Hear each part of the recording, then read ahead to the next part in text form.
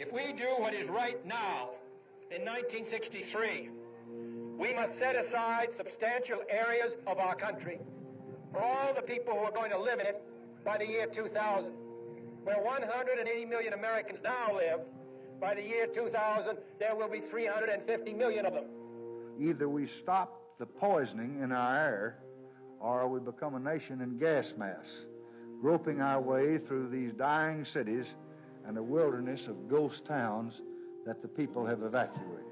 The great question of the 70s is, shall we surrender to our surroundings, or shall we make our peace with nature and begin to make reparations for the damage we have done to our air, to our land, and to our waters? If we fail to act soon, we will face an economic, social, and political crisis that will threaten our free institutions.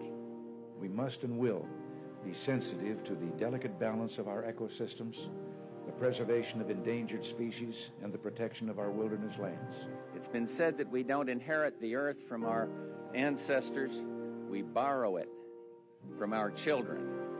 And when our children look back on this time and this place, they will be grateful. If we fail to reduce the emission of greenhouse gases, deadly heat waves and droughts will become more frequent, coastal areas will flood, and economies will be disrupted.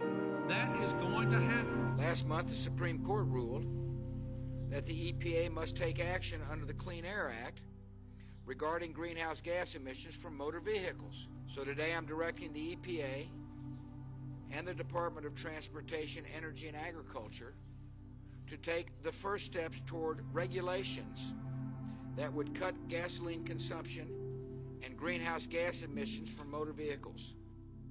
Before the EPA was created, our cars were spewing harmful lead pollution into the air with all sorts of impacts, especially on children. Today, because of your work, air pollution is down by more than half, and lead pollution is down more than 90% from a generation ago.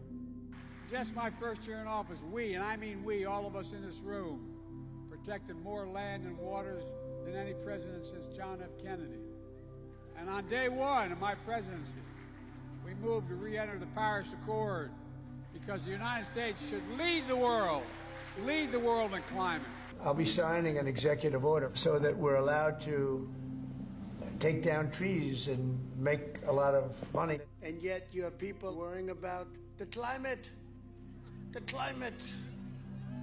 Oh, I heard that the other day. Here we are, guys, threatening us. Worried about the ocean will rise 1/100% over the next 300 fucking years. You'll have more seafront property, right, if that happens.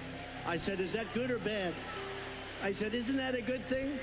If I have a little property on the ocean, I have a little bit more property. I have a little bit more ocean. Look, we have more oil and gas than anybody.